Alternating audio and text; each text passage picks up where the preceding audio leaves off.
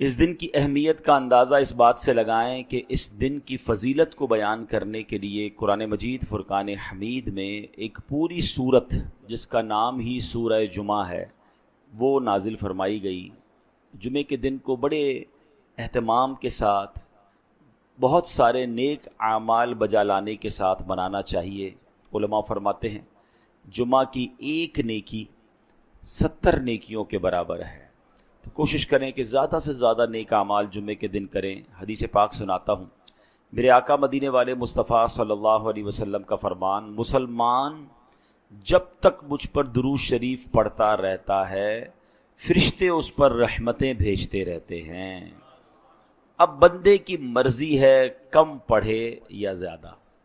اب اس حدیث میں جو یہ آخر میں فرمایا نا کہ بندے کی مرضی ہے کم پڑھے یا زیادہ، اب مثال کے طور پہ سمجھانے کے لیے کوئی بندہ ساتھ میں بیٹھا ہو اور ہر درود پر کوئی اسے 5000 روپے کا نوٹ پکڑاتا رہے کہ جتنے درود پڑھو گے تمہیں پیسے ملتے رہیں گے۔ اب بندے کی مرضی ہے کم پڑھے یا زیادہ، اب بتائیں کتنے درود پڑھے گا وہ پڑھتا ہی رہے گا، کہے گا اور کوئی کام ہی نہیں کرنا، اس سے اچھا کام کیا ہے۔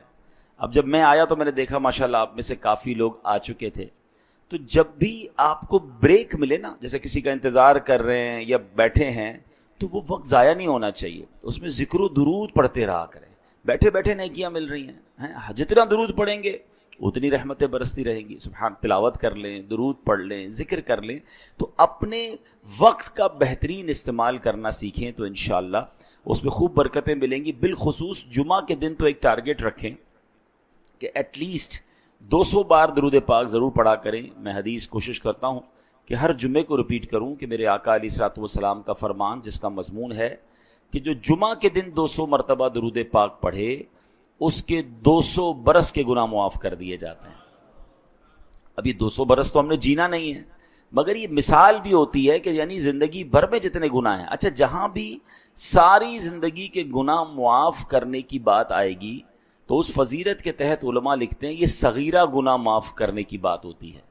جتنے بھی کبیرہ گناہ ہوتے ہیں اللہ پہلے تو ہمیں ان گناہوں سے محفوظ رکھے، مگر وہ گناہ توبہ سے ہی معاف ہوتے ہیں، تو اس میں پھر توبہ کو بھی شامل کریں۔ استغفر اللہ ربی من کل ذنب واتوب الیہ، اور جب بھی استغفار پڑھیں تو گناہ یاد بھی کریں، شرمندگی بھی ہو، میں کسی سے معافی بھی مانگ رہا ہوں اور ہنس بھی رہا ہوں، ایسا تو نہیں ہوتا نا، بندہ چہرہ بھی تو ویسا بناتا ہے۔ تو جب اللہ سے معافی مانگ رہے ہیں تو ایٹ لیسٹ دل میں ندامت ہو، شرم ہو، گناہ یاد ہو، تو درود پاک اور استغفار کا اگر آپ کمبینیشن بنا لیں گے تو اللہ کی رحمت سے امید ہے کہ درود پاک صغیرہ گناہ معاف کروا دے گا انشاءاللہ، اور توبہ جو ہے اللہ کی رحمت سے بڑی امید ہے کہ وہ کبیرہ گناہوں کی معافی کا سبب بنے گی۔ درود پاک پڑھ لیں، محبت سے صلو علی الحبیب صلی اللہ تعالی علی محمد صلی اللہ علیہ وسلم۔ عصیاں سے دور ہوں گے جو بھی پڑھیں درود، عصیاں سے دور ہوں گے جو بھی پڑھیں درود، گھیرے رہے گی ان کو رحمت درود کی، مقبولیت دعا کی ہوتی ہے اس کے ساتھ، مقبولیت دعا کی ہوتی ہے اس کے ساتھ، دیکھی ہے یہ بھی اکثر حکمت درود کی۔ اللہ درود پاک کی کثرت کی توفیق عطا فرمائے۔ ہر جمعے کو ہم یہ بھی کوشش کرتے ہیں کہ ہم قرآن پاک کی کچھ آیتوں کی تلاوت کرتے ہیں، ان کا ترجمہ سنتے ہیں اور پھر اس کے بارے میں کچھ جاننے کی کوشش کرتے ہیں۔ آج قرآن پاک کی آیت ہے 207 نمبر آیت ہے، سورت ہے سورہ بقرہ اور پارہ نمبر ہے 2۔ اللہ کریم قرآن مجید میں ارشاد فرماتا ہے، بسم اللہ الرحمن الرحیم، وَمِنَ النَّاسِ مَن يَشْرِي نَفْسَهُ ابْتِغَاءَ مَرْضَاتِ اللَّهِ وَاللَّهُ رَءُوفٌ بِالْعِبَادِ۔ آسان ترجمہ قرآن کنز العرفان، اور لوگوں میں سے کوئی وہ ہے جو اللہ کی رضا تلاش کرنے کے لیے اپنی جان بیچ دیتا ہے، اور اللہ بندوں پر بڑا مہربان ہے۔ اس آیت کے بارے میں انشاءاللہ ہم اب سمجھیں گے۔ یاد رکھیں میرے پیارے اسلامی بھائیوں، اب 2 دن بعد انشاءاللہ وہ دن آئے گا جس کو یوم عاشورہ کہا جاتا ہے، مگر 10 محرم 61 ہجری کو کربلا کے میدان میں ایک ایسا دردناک انسانی تاریخ کا واقعہ پیش آیا جس کی مثال نہیں ملتی۔ اس روز اہل بیت پاک پر ظلم کے جو پہاڑ توڑے گئے، آج تک اس کی کسک، اس کا درد دل میں موجود ہے۔ آج بھی ہم کربلا کے جب دردناک واقعات پڑھتے ہیں، سنتے ہیں، وہ اہل کربلا پر پانی کا بند کیا جانا، تپتے صحرا پر وارثانے کوثر و سلسبیل کا پیاس کو برداشت کرنا، حضرت علی اصغر کے مبارک گلے پر لگنے والا وہ تیر، حضرت علی اکبر کی بھری جوانی میں شہادت کو گلے لگا لینا، ان نیک اور پارسا خواتین کا اتنا بڑا سانحہ ہونے کے باوجود اپنی حیا اور اپنے پردے کا خیال رکھنا، آخر امام علی مقام امام حسین رضی اللہ تعالی عنہ کا دین کی سربلندی کی خاطر سر مبارک کا نذرانہ پیش کرنا، اس قیامت نما واقعے کو صدیاں بیت گئی ہیں، اپروکسیمیٹلی 1400 سال ہو گئے ہیں۔ اب آپ غور کریں، مگر آج بھی اس کا ذکر سنتے ہیں، آج بھی اس کی بات سنتے ہیں تو عاشقوں کی آنکھیں بھیگ جاتی ہیں، سینوں سے آہیں بلند ہوتی ہیں، دل ایک حسرت، مایوسی اور تمنا میں ڈوب جاتا ہے کہ کاش میں بھی وہاں ہوتا، ادب سے میں بھی اپنے سر کا نذرانہ نبی پاک کی آل کے آگے پیش کر دیتا، مگر یہ موقع ہمیں ملا نہیں۔ لیکن یہ تمنا کرنا، یہ کہتے ہیں نا کہ ان کی یاد منانا بھی بعض اوقات کیسے بخشش کا سبب بنتا ہے۔ علامہ ابن جوزی رحمۃ اللہ تعالی علیہ، بہت بڑے بزرگ گزرے ہیں، کہتے ہیں ایک مرتبہ حضرت عمرو بن لیث رحمۃ اللہ تعالی علیہ، یہ اپنے زمانے کے لیڈر تھے، ان کے سامنے ان کی فوج جمع ہوئی، جب اپنی اتنی بڑی فوج دیکھی نا تو ان کی آنکھوں میں آنسو آ گئے، دل غمگین ہو گیا، کہتے ہیں کاش امام حسین کے زمانے میں میرے پاس اتنی بڑی فوج ہوتی، میں ساری فوج لے کر جاتا، اپنے آپ کو بھی ان کے قدموں پہ قربان کرتا، اپنی ساری فوج جو ہے امام حسین کے قدموں میں قربان کرتا۔ راوی لکھتے ہیں کہ حضرت عمرو بن لیث کا جب انتقال ہوا نا تو مرنے کے بعد کسی نے پوچھا آپ کے ساتھ کیا معاملہ ہوا، تو وہ کہتے ہیں کہ جو ایک بار محبت امام حسین میں دل میں جو خیال آیا تھا نا کہ اگر میں بھی وہاں ہوتا، میری فوج بھی وہاں ہوتی اور ہم سب ان کا ساتھ دیتے تو اللہ کریم نے اس مبارک خیال کی برکت سے میری بخشش فرما دی۔ تو اہل بیت کی محبت کی کیا بات ہے۔ اور جی نبی پاک علیہ الصلوۃ والسلام کا یہ فرمان بھی یاد رکھیے گا، اہل بیت سے محبت کرنا یہ ہمارے ایمان کا حصہ ہے۔ سرکار دو عالم علیہ الصلوۃ والسلام کی حدیث کا مضمون ہے کہ بندہ اس وقت تک کامل مومن نہیں ہو سکتا جب اپنی جان سے زیادہ میری جان سے یعنی مجھ سے محبت نہ کرے، یعنی ہم سب اپنے آپ سے زیادہ محبت کس سے کرنی ہے؟ نبی پاک علیہ الصلوۃ والسلام۔ پھر فرمایا اور اپنی اولاد سے زیادہ میری اولاد سے پیار نہ کرے، یعنی ہمیں اپنے بچوں، اپنی فیملی اور اپنے خاندان سے زیادہ جس سے محبت کرنی ہے وہ میرے آقا علیہ الصلوۃ والسلام کے اہل بیت سے کرنی ہے، اور یہی ہمارے ایمان کا تقاضا ہے۔ میرے پیارے اسلامی بھائیوں، یاد رکھیے یہ حادثہ، یہ جو واقعہ کربلا ہے، یہ حادثے کی طرح نہیں اس کو ٹریٹ کرنا کہ ایک انسیڈنٹ ہو گیا تھا، ایک سانحہ ہو گیا۔ سانحہ دنیا میں تو بہت سارے ہوئے ہیں، ابھی پچھلے دنوں پلین کریش ہوا، کبھی ٹرین کا حادثہ، کبھی کوئی معاملہ، کبھی کہیں کوئی جنگ ہو گئی۔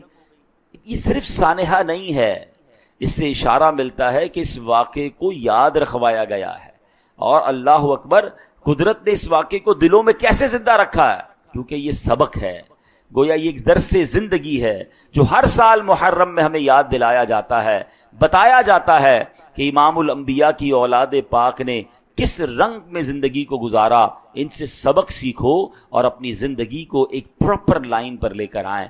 اب میں آتا ہوں آیت کی طرف، اب یہ پس منظر آپ کے جب ذہن میں ہوگا تو آیت مزید سمجھنا آسان ہو جائے گا۔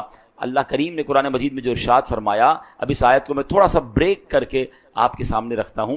ارشاد ہوتا ہے وَمِنَ النَّاسِ، اور لوگوں میں سے، یہاں لفظ من کا معنی ہے کچھ، یعنی لوگوں میں سے کچھ لوگ ہوتے ہیں۔ اب جس مرتبے اور ذکر کی بات آنے والی ہے، جس مقام کی بات آنے والی ہے، اس کی تمنا تو بہت سارے لوگ کرتے ہیں، اب اگر وہ مقام ملتا بہت تھوڑوں کو ہے۔ وہ شاعر کہتے ہیں نا، چاہتے سب ہیں کہ ہوں اوجے سریا پہ مقیم، چاہتے تو سب ہیں کہ ہوں اوجے سریا پہ مقیم، پہلے ویسا کوئی پیدا تو کرے قلب سلیم۔ چاہتے تو سب عروج مل جائے، کوئی کہتا ہے یار میں بھی چاہتا ہوں دین کے لیے کوئی بڑا کام کر لوں، کوئی چاہتا ہے میں بھی چاہتا ہوں کوئی جناب دنیا میں بڑا کام کر لوں، میں بھی پاپولر ہو جاؤں، مگر کسی بھی چیز کو حاصل کرنے کے لیے اس کے تقاضے ہوتے ہیں، پہلے وہ قلب سلیم تو لائے، پھر اوج سریا ملنا ہے نا۔ تو قرآن کیا کہتا ہے؟ تھوڑے ہی لوگ ہوتے ہیں۔ وہ کون لوگ ہوتے ہیں؟ وہ کیا کرتے ہیں؟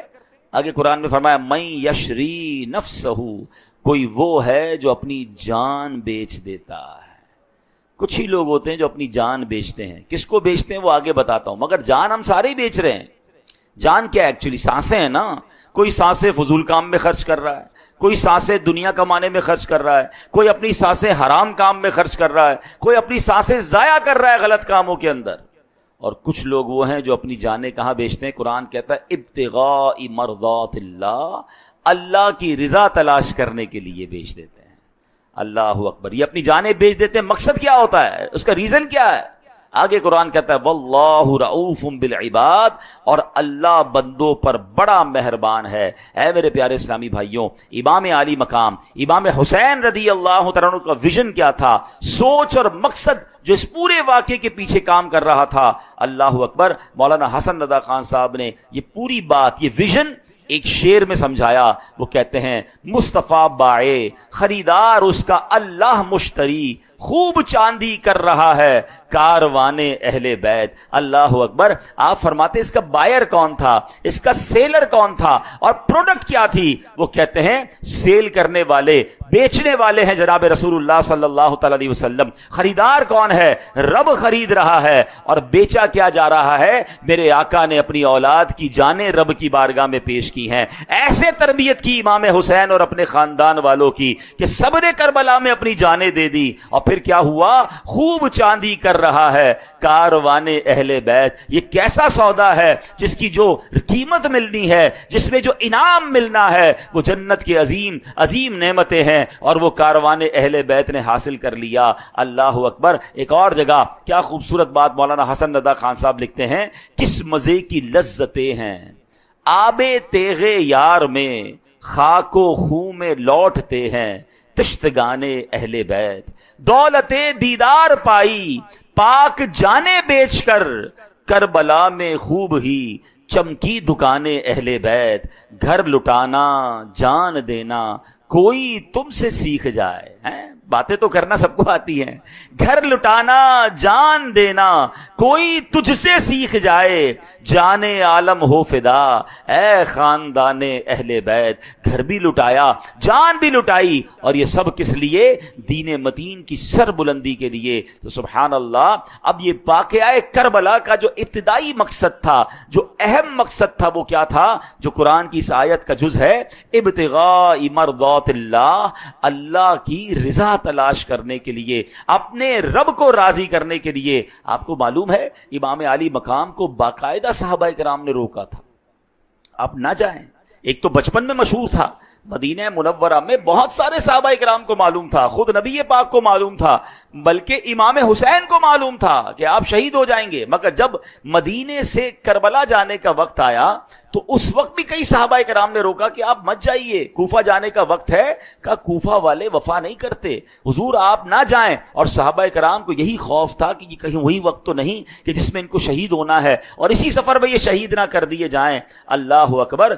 امام حسین کے دو جواب ہوا کرتے تھے. ایک بات بہت کلیئرلی سن لیجئے, انفارچونیٹلی سوشل میڈیا کی وجہ سے اب ایسے لوگ بھی آ گئے معاذ اللہ, جو اس عظیم واقعے کو, اس عظیم قربانی کو دوسرا رنگ دیتے ہیں کہ نہیں جناب یہ تو اقتدار کی جنگ تھی, معاذ اللہ امام حسین کو جناب حکومت چاہیے تھی. استغفر اللہ. یہ بہت بڑا الزام ہے. امام حسین تو پہلے ہی جس کو کہیں بادشاہوں والی لائف تھی ان کی, ہر بندہ آپ سے محبت کرتا تھا, بڑے بڑے حکمران آ کر آپ کو وظائف پیش کرتے تھے, اور نبی پاک کے مدینے میں رہ رہے تھے. ان کو کیا ضرورت تھا مدینہ چھوڑ کر کربلا جانے کا یا کوفہ جانے کا؟ جناب امام حسین کہا کرتے کہ مجھے کوفہ والوں نے خط لکھے ہیں, وہ مجھے بار بار یہ خط لکھ کر بلا رہے ہیں کہ یا امام آپ تشریف لائیے, ہم یزید کی بیعت نہیں کرنا چاہتے, آپ آ جائیں, ہم آپ کی بیعت کرنا چاہتے ہیں. امام حسین فرمایا کرتے اگر آج میں کوفہ نہ گیا تو یہ کوفہ والے قیامت کے دن اللہ کی بارگاہ میں عرض کریں گے مولا ہم تو یزید کی بیعت نہیں کرنا چاہتے تھے, ہم تو امام حسین کو بلاتے رہے, وہ تشریف نہ لائے, ہم ان کی بیعت نہ کر سکے. یہ دینی ذمہ داری تھی, یہ ان کا درد تھا جو امام حسین وہاں پر گئے. تو یاد رکھیے آپ جنگ لڑنے نہیں, آپ اقتدار لینے نہیں, آپ تو اسلام کی دعوت اور نیکی کی دعوت دینے گئے تھے. ارے کوئی لڑائی کرنے اپنے بیوی بچوں کو لے کر جاتا ہے, کوئی 6 مہینے کے علی اصغر رضی اللہ عنہ کو لے کر جاتا ہے. آپ تو دعوت پر گئے تھے, بلاوے پر گئے تھے. اچھا جب صحابہ کرام آپ کو انٹرسپٹ کر رہے تھے نا کہ نہ جائیں, آپ نہ جائیں, وہاں معاملات اچھے نہیں ہیں, تو امام حسین نے اپنا ایک نمائندہ بھیجا, حضرت مسلم بن عقیل رضی اللہ عنہ جو آپ کے کزن بھی تھے کہ آپ جا کر پہلے حالات دیکھیں. اب اللہ کی شان دیکھیں, جب وہ وہاں پہنچے تو کوفہ والوں نے ہزاروں کی تعداد میں آپ کی بیعت کرنا شروع کر دی. Everybody come and join ہم. آپ تو بہت خوش ہوئے کہ اتنی عزت دے رہے ہیں, سارے یزید کے خلاف ہیں, سارے امام حسین کے چاہنے والے ہیں. تو انہوں نے امام حسین کو لیٹر لکھ دیا کہ حضور اب آپ آ جائیں کوفہ, یہاں تو معاملہ بڑا اچھا ہے. مگر وہاں خط لکھنا تھا اور یہاں کوفیوں نے بے وفائی کرنا شروع کی. اب ابن زیاد نے ان کوفہ والوں کو ڈرایا کہ یہ تم کیا کر رہے ہو, اگر تم نے یزید کے خلاف جانا شروع کیا تو میں تمہیں تباہ کر دوں گا, تمہاری پراپرٹی ضبط کر لوں گا, تمہارے لوگوں کو قتل کر دوں گا. ایک ایک کر کے لوگ دور ہوتے گئے. اور وہ تاریخی نماز جب حضرت مسلم بن عقیل نے کوفہ کی جامع مسجد میں جماعت کروائی تو آپ کے پیچھے 500 نمازی تھے, اور جب سلام پھیرا تو پیچھے ایک بھی بندہ باقی نہیں بچا تھا. حضرت مسلم بن عقیل کے پاس کوئی نہیں تھا, مگر آپ کے وہ تاریخی جملے تھے. آپ کہتے ہیں مجھے اپنی جان کی پرواہ نہیں ہے, مجھے امام حسین کی فکر ہے کہ میرا خط لکھنے کی وجہ سے وہ مدینہ منورہ سے مکہ اور اب مکہ سے کوفہ کے لیے روانہ ہو چکے ہوں گے. بہرحال صحابہ کرام پھر بھی روکتے رہے. تو امام حسین کا تاریخی جواب سنیے گا. آپ فرماتے ہیں کہ مجھے خواب میں میرے نانا جان کی زیارت ہوئی ہے اور میرے آقا نے مجھے ایک ذمہ داری سونپی ہے, میں یہ ذمہ داری ضرور نبھاؤں گا. تو پوچھنے پر عرض کیا کہ حضور وہ خواب میں کیا ذمہ داری دی گئی ہے؟ تو حضرت امام حسین فرماتے ہیں یہ وہ راز ہے جو میں جیتے جی کسی کو نہیں بتاؤں گا. اللہ کی رضا تھی, اسلام کی ایک عظیم ذمہ داری تھی. دے نو ویری ویل, ان سب کو پتا تھا کہ ہم نے اس سفر میں شہید ہونا ہے, مگر یہ شہادت کا سفر تھا, یہ قربانی کا سفر تھا, یہ نبی پاک کے گویا حکم کو نبھانے کا اور فریضے کو ادا کرنے کا یہ سفر تھا. جبھی تو ہم جھوم جھوم کر یہ شعر پڑھتے ہیں نا, جس نے حق کربلا میں ادا کر دیا, اپنے نانا کا وعدہ وفا کر دیا. جس نے حق کربلا میں ادا کر دیا, اپنے نانا کا وعدہ وفا کر دیا. جس نے امت کی خاطر فدا کر دیا, گھر کا گھر سب سپرد خدا کر دیا. اس حسین ابن حیدر پہ لاکھوں سلام, اس حسین ابن حیدر. تو اتنی عظیم قربانی ہے یہ, اور یہ ہمیں ریئلائز بھی کرنی ہے. اچھا ایک اور چیز میں کرنا چاہتا ہوں.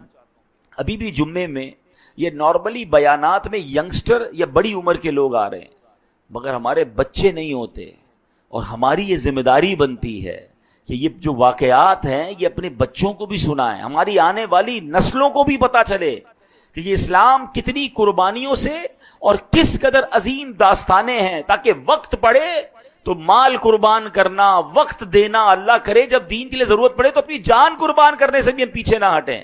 لیکن اگر پتہ ہی نہیں ہوگا, اس کی کوئی خبر ہی نہیں ہوگی, تو یہ تربیت کیسے ہوگی؟ تو یہ بار بار جو بیانات ہوتے ہیں, بار بار جو ان موضوعات کو ڈسکس کیا جاتا ہے, اس کی وجہ یہ ہے کہ ہماری آنے والی نسلوں کو بھی پتہ چلے. اب آپ دیکھیں نا, ہمارا تو یہ پورا کیلنڈر اگر غور کریں تو آخری مہینہ ذوالحجہ کا مہینہ تھا سال کا, اور پہلا مہینہ محرم کا مہینہ. یہ دونوں مہینے کیا درس دے رہے ہیں؟ وہ حضرت ابراہیم اور حضرت اسماعیل کی قربانی ہے, اور یہ امام حسین کی قربانی ہے. اسلام پھیلا ہی قربانی سے ہے. بلکہ میں آپ کو ایک اور عظیم بات بتاؤں کہ ان دونوں واقعات میں ایک بڑی کمال کی مناسبت بھی ہے. ہوا یہ کہ امام عالی مقام جب کربلا کی طرف تشریف لے جا رہے تھے تو راستے میں جب آپ گھوڑے پر بیٹھے تھے نا, تو آپ کو ذرا تھوڑی دیر بعد اونگ آتی تھی. جب اونگ آتی تھی تو آپ بیدار ہوتے تھے, جب آنکھ کھلتی تھی تو آپ کہتے تھے انا للہ و انا الیہ راجعون والحمد للہ رب العالمین. یعنی ہم اللہ پاک کے ہیں, اسی کی طرف لوٹنا ہے, اور سب تعریفیں اللہ رب العالمین ہی کے لیے ہیں. 2-3 بار ایسا ہوا. تو جب یہ معاملہ دیکھا تو آپ کے بڑے بیٹے حضرت علی اکبر رضی اللہ تعالی قریب آئے اور کہا بابا جان آپ تھوڑی دیر بعد یہ پڑھ رہے ہیں انا للہ و انا الیہ راجعون والحمد للہ رب العالمین, اس کی کیا وجہ ہے؟ تو آپ فرماتے ہیں بیٹا مجھے اونگ آتی ہے تو میں دیکھتا ہوں کہ ایک شخص گھوڑے پر سوار ہے اور کہہ رہا ہے لوگ سفر کر رہے ہیں اور موت ان کی طرف بڑھ رہی ہے، شہادت ان کی طرف بڑھ رہی ہے، یعنی شہادت کا وقت آ پہنچا ہے۔ حضرت علی اکبر نے عرض کیا بابا جان آپ یہ دیکھ رہے ہیں؟ امام حسین نے فرمایا ہاں میں یہ دیکھ رہا ہوں۔ تو کہا اے بابا جان کیا ہم حق پر نہیں؟ امام حسین فرماتے ہم بالکل خدا کی قسم ہم حق کے راستے پر ہیں۔ تو حضرت علی اکبر فرماتے پھر کوئی مسئلہ نہیں، ہم اللہ کی راہ میں جان دینے کے لیے راضی ہیں۔ ذرا اس باپ بیٹے کی گفتگو دیکھیے گا، کسی اور باپ بیٹے کی گفتگو یاد آ رہی ہے؟ حضرت ابراہیم نے کہا تھا نا اپنے بیٹے کو کہ اے بیٹا میں نے خواب دیکھا ہے کہ ہم تمہیں ذبح کرنا ہے۔ تو بیٹے نے کیا کہا تھا؟ یہ بابا جان اگر اللہ کا حکم ہے تو آپ کیجئے جو آپ نے کرنا ہے، آپ ہمیں صبر کرنے والا پائیں گے۔ صدیوں بعد اسی ابراہیم کی اولاد میں علیہ السلام ایک ایسا خاندان بھی ہے جو باپ بھی جا رہا ہے، بیٹا بھی جا رہا ہے، سفر بھی کربلا کا ہے، اور باپ کو خواب میں بتایا جا رہا ہے کہ شہادت کی طرف بڑھ رہے ہیں۔ اللہ اکبر، وہاں تو بیٹا قربان ہوا تھا، یقیناً وہ عظیم قربانی ہے۔ ارے یہاں تو سارا خاندان قربان ہونے جا رہا ہے، باپ بھی قربان ہونے جا رہا ہے، بیٹے بھی قربان ہونے جا رہے ہیں، مگر کمال یہ ہے کہ اللہ کی رضا پر راضی رہنا ہے۔ کیا سنا تھا ہم نے قرآن میں کہ اللہ کی رضا راضی، اللہ کی رضا پانے کے لیے کچھ لوگ ہیں جو اپنی جانوں کا سودا کرتے ہیں ابتغاء مرضات اللہ، اللہ کی رضا تلاش کرنے کے لیے۔ انہیں معلوم تھا رب کی رضا شہادت میں ہے تو ہم شہید ہونے کے لیے تیار ہیں۔ اے میرے پیارے اسلامی بھائیوں، کاش یہ بات ہمیں سمجھ آ جائے۔ یہاں ایک اور بات سوچنی ہے، شہادت کی طرف جا رہے ہیں اور امام علی مقام کی زبان پر الفاظ کیا جاری ہیں؟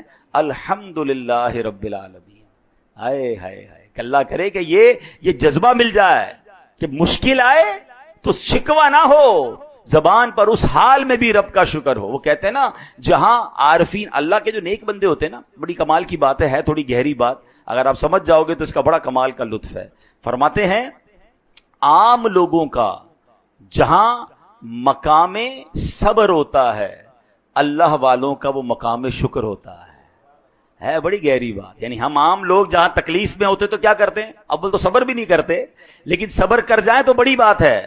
فرمایا جو عارفین ہوتے ہیں، جو اللہ والے ہوتے ہیں، وہ اس مقام پر شکر کرتے ہیں کہ اللہ نے ہمیں آزمایا ہے، اور اس نے اسی لیے آزمایا ہے کہ ہم جب صبر کریں گے تو ہمیں بڑی نعمتیں عطا فرمائے گا۔ تو وہ تکلیف کا بھی استقبال کرتے تھے، وہ پرابلم کو پر بھی گویا انجوائے کر رہے ہوتے تھے کہ چلو رب نے رحمت بھیجی تھی، ابھی رب نے ہی مشکل بھیجی ہے۔ حضرت فتح موصلی رحمت اللہ تعالی علیہ بہت بڑے بزرگ گزرے ہیں۔ ایک بار آپ کی زوجہ کہیں جا رہی تھی، پیر پہ ٹھوکر لگی، ان کے پیر کا جو ناخن تھا نا وہ اکھڑ گیا۔ اب مجھے بتائیں پیر کا ناخن اکھڑ جائے کتنی تکلیف ہوتی ہے، چیخ نکل جائے۔ آپ مسکرانے لگی۔ کسی نے کہا آپ کو پیر کے ناخن سے تکلیف نہیں پہنچی؟ تو آپ فرماتی تکلیف تو پہنچی، مگر جو اس پہ مجھے بعد میں ثواب ملنا ہے نا، اس صبر کرنے پر مجھے وہ ثواب نظر آ رہا ہے، اس لیے مجھے خوشی ہو رہی ہے۔ اللہ کرے یہ سیکھیں ہم۔ دیکھیں کربلا کے واقعات صرف سننے کے لیے تو نہیں ہے نا، ہم ان کو سن کر سیکھیں کہ مشکلیں آئیں تو اس پر صبر کریں۔ اللہ نے اگر کوئی فیصلہ فرمایا ہے میرے اور آپ کے بارے میں تو اس فیصلے پر راضی ہوں، دعا کرنے کی اجازت ہے، مگر کمپلین نہ ہو، شکوہ نہ ہو کہ پتہ نہیں میرے ساتھ ہی ایسا ہوتا ہے، پتہ نہیں میری کیا غلطی ہو گئی، نہ جانے میرے گھر میں یہ مصیبت کیوں آ گئی۔ ارے اللہ کے بندوں، ہو سکتا ہے ہمارے گناہ معاف کروانے آئی ہو۔ اور اللہ کریم کا جو لوگ صبر نہیں کرتے، اللہ کی طرف سے آزمائش آئے اور صبر نہیں کرتے، یا رحمت پر نعمت پر شکر نہیں کرتے، ذرا حدیث قدسی سنیے گا، یہ ہلا دینے والی حدیث ہے۔ حدیث قدسی سنیں، اللہ پاک فرماتا ہے میں ہی اللہ ہوں، میرے سوا کوئی عبادت کے لائق نہیں، پس جو میری دی ہوئی مصیبت پر صبر نہ کرے، میری نعمتوں کا شکر ادا نہ کرے، میری تقدیر پر راضی نہ ہو، اسے چاہیے کہ میرے سوا کوئی اور رب تلاش کر لے۔ اب بتائیے کیسا جھنجھوڑنے والا کلام ہے کہ بندہ اللہ پاک کی تقدیر پر، اس کے فیصلوں پر جو راضی نہیں رہتا، اسے گویا دھتکارا جا رہا ہے۔ فرمایا جا رہا ہے کہ وہ بندہ کہلانے کا ہی حقدار نہیں ہے، اصل میں بندہ ہی وہی ہے جو اللہ کے فیصلوں پر راضی رہتا ہے۔ آپ سنیے نبی پاک علیہ الصلوۃ والسلام نے فرمایا ذاقا طعم الایمان من رضی باللہ ربا وبالاسلام دینا وبمحمد نبیا. آقا فرماتے ہیں جو اللہ پاک کے رب ہونے، اسلام کے دین ہونے اور محمد صلی اللہ تعالی علیہ وسلم کے نبی ہونے پر راضی ہو گیا، اس نے ایمان کی حلاوت کو پا لیا. اب اللہ کے رب ہونے پر راضی ہونے کا مطلب کیا ہے؟ ہم کہتے تو ہیں اللہ رب ہے، بھائی جب رب مانا ہے، مالک مانا ہے، تو مالک کے فیصلے بھی تو مانو نا. ہے اللہ کو مالک بھی ماننا ہے اور اس کے فیصلے بھی نہیں ماننے ہیں. اس نے اگر ہمارے لیے کوئی ڈیسیشن لیا ہے تو اس ڈیسیشن پر اعتراض ہے کیا؟ دیکھیں مجھے اور آپ کو یہ ماننا ہوگا کہ میرا رب ہم پر سب سے زیادہ مہربان ہے. کائنات میں اگر سب سے زیادہ مجھ پر اور آپ پر کوئی مہربان ذات ہے تو وہ میرے رب کی ذات ہے. کیونکہ اگر ہم دیکھیں تو دنیا میں ماں ہے، سب سے زیادہ پیار کون کرتی ہے؟ ماں. اس ماں کے دل میں ممتا ڈالنے والا کون ہے؟ وہ میرا رب ہے. بچپن سے لے کر آج تک جس نے پالا، جس نے ہمیں کھلایا پلایا، سانسیں دی، عزت دی، دولت دی، یہ کون ہے؟ یہ رب ہے. جو اتنی محبت کرنے والا ہے، اگر اس نے کوئی مشکل بھیجی ہے، کبھی ماں ڈاکٹر کے پاس لے کر نہیں گئی تھی؟ انجیکشن نہیں لگوایا تھا ماں نے؟ تکلیف ہوئی تھی نا، روئے تھے ہم بچپن میں جب انجیکشن لگا تھا. آپ بچے کو ویکسینیشن کے لیے لے جاتے ہیں نا، چھوٹے بچے کو کتنا روتا ہے. آپ اس کو انجیکشن لگا کے تکلیف کیوں پہنچا رہے ہیں؟ آپ تو پیار کرتے ہیں اس سے. تو آپ کیا کہتے ہیں؟ جناب پیار ہی یہی ہے. اگر اس کو انجیکشن نہیں لگائیں گے تو اس بچے پہ کوئی بیماری آ جائے گی. اس کو کوئی چوٹ لگ جائے تو ٹانکے لگواتے تھے نہیں لگواتے تھے؟ ہماری ماں والد سب لے جاتے تھے، حالانکہ دل میں وہ بھی رو رہے ہوتے تھے، مگر ہمیں وہ ٹانکے لگوائے انہوں نے. وائے کہ وہ ٹانکے لگوانا، وہ کٹ لگوانا، وہ انجیکشن لگانا، وہ دوائی پلانا، وہ کڑوی دوائی جو ہم نہیں پینا چاہتے تھے، زبردستی پلائی ہماری امی نے، ہمارے ابو نے. کیوں؟ کہ کڑوی دوائی ہے مگر اس کا رزلٹ اچھا ہے، اس میں صحت چھپی ہوئی ہے، اس میں راحت چھپی ہوئی ہے. اللہ اکبر. ارے ماں باپ کا انجیکشن لگوانا، ماں باپ کا ٹانکے لگوانا، ماں باپ کا جناب کڑوی دوائی پلانا سمجھ آتا ہے، تو اگر رب کی طرف سے تھوڑی آزمائش آئی ہے تو سمجھ جاؤ نا آگے اس کے پیچھے راحت چھپی ہے، اس کے پیچھے کامیابی چھپی ہے. آج اللہ نے بیماری بھیجی ہے، پیچھے گناہوں کا کفارہ چھپا ہے. آج کاروبار میں کوئی کمی بھیجی ہے، میں صبر کر جاؤں، کیا معلوم رب نے کیا عروج میرے لیے لکھا ہے. ارے رب بھی مانا اور اس کے فیصلے بھی نہ مانے تو پھر کیسا رب مانا. تو آج یہ حدیث یاد رکھیے جو اللہ نے فرمایا، دوبارہ سنیے کہ میں ہی اللہ ہوں، میرے سوا کوئی عبادت کے لائق نہیں. پس جو میری دی ہوئی مصیبت پر صبر نہ کرے، میری نعمتوں کا شکر ادا نہ کرے، میری تقدیر پر راضی نہ ہو، اسے چاہیے کہ میرے سوا کوئی اور رب تلاش کر لے. کس کے در پر میں جاؤں گا مولا؟ کس کے در پر میں جاؤں گا مولا؟ گر تو ناراض ہو گیا یا رب. کاش یہ بات سمجھ آ جائے. تو بہرحال یہ کربلا کا بھی میسج ہے کہ زباں پر شکوے رنجو علم لایا نہیں کرتے.